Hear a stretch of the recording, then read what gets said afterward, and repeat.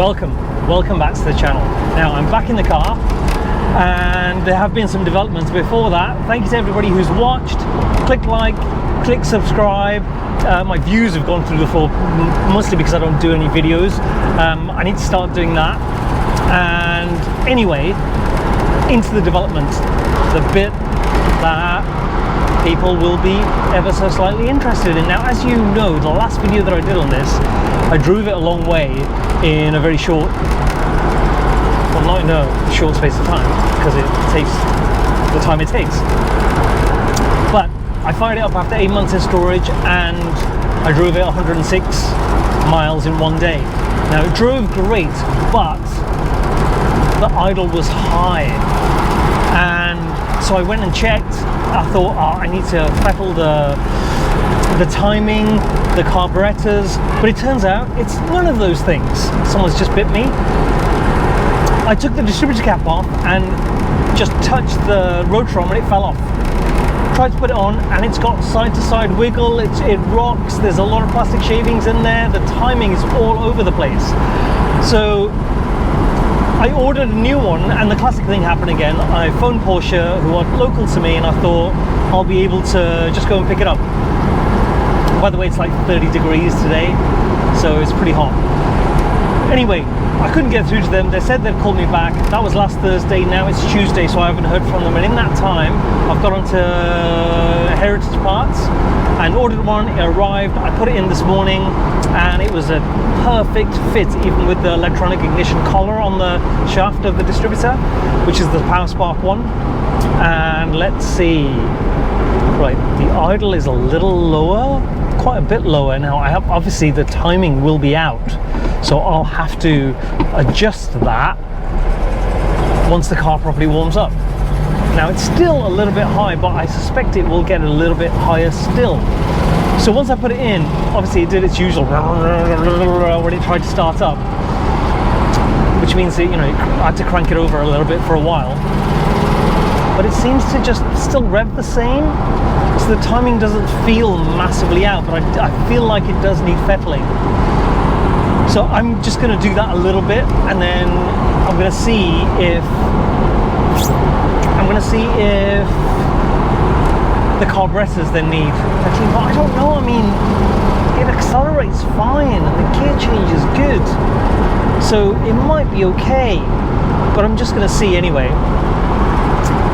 In other news, the 996 is still going great, but I don't use it, and it's back under the tree because I needed to get some stuff on the driveway, clear the garden and things like that. So, and there's no progress on the garage, like zero progress, still waiting for a quote. So I'm going to get onto a different groundworks company to see if they'll be able to sort of do something. Oh, there's a speed camera. To see if they can, hang on, let's see, can I drop it down? No, that's not 2 gears, that's 1 gear. How about this? That's better.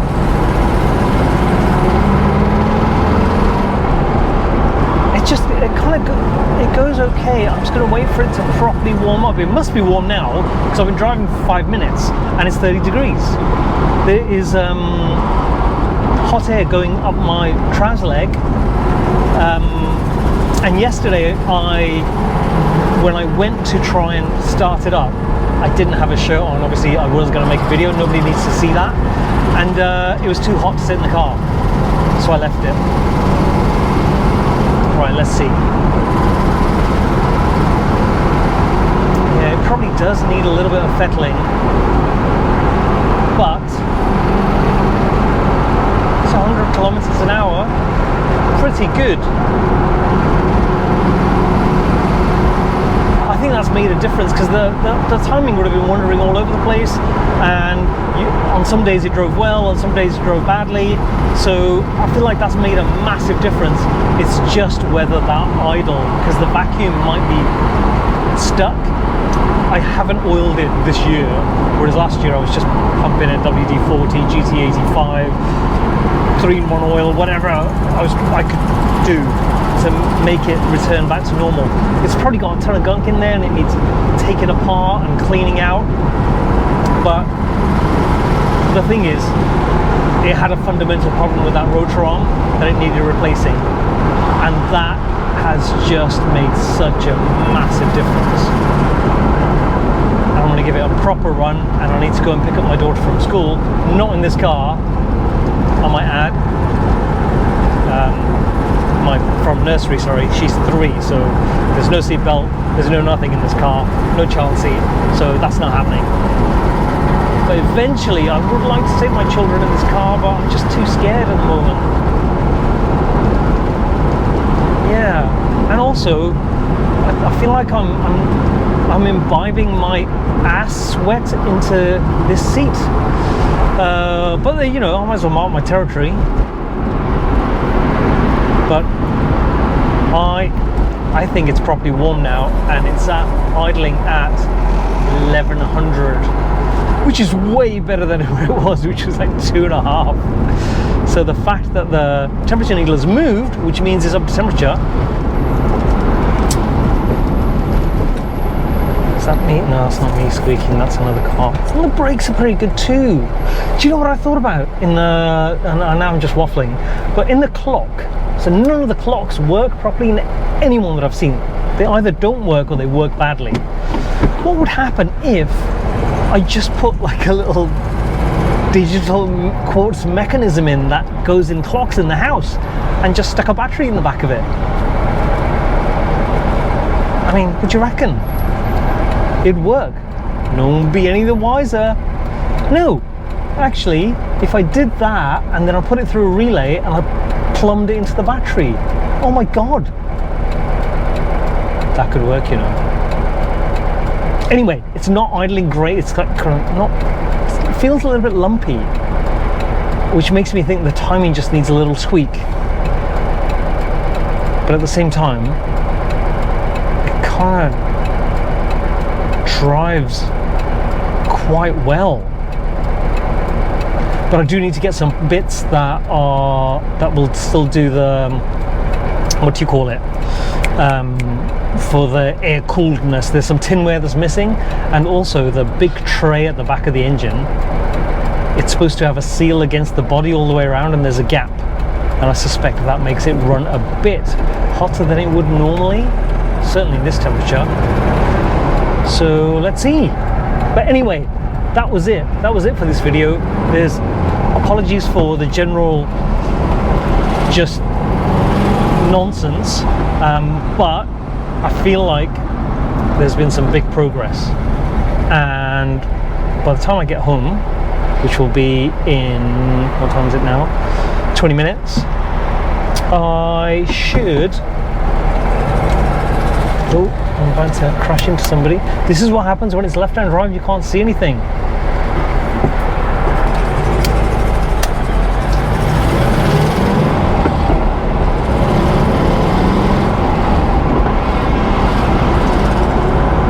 What I'll do is actually I'll take it out on a straight road and give it the beans a little bit and just see what it does, because hopefully the new rotor arm isn't going to implode. I'm pretty sure it came with, the new rotor arm came with the electronic ignition, but it just doesn't fit. It rocks on the shaft, which isn't because the shaft is worn. I thought it was at first, but the new one just slots on and is rock solid, just completely in position. So it'll be interesting to see how it copes with a bit of beans. Obviously, Jack doesn't like me giving beans to anything because he says I give it all the beans. But sometimes all the beans are required. It's funny, isn't it? Because when you say give it the beans, but in the US, you'd say you're pressing the gas pedal, and obviously gas and beans go together. They don't go together. Beans, gas follows beans, if you know what I mean. Why am I still talking? Anyway, let's not crash into a truck. Anyway, thank you for watching, thank you for subscribing, thank you for commenting and hitting like for everyone who has. Anyone who hasn't, please do, because I'm edging towards 728 subscribers. So yeah, keep a lookout. Anyway, I just hit 1,000 followers on Instagram, which is a real milestone. It seems like the biggest number in the world. Anyway, thank you to everybody, and I'll catch you on the next video, which should be quite soon.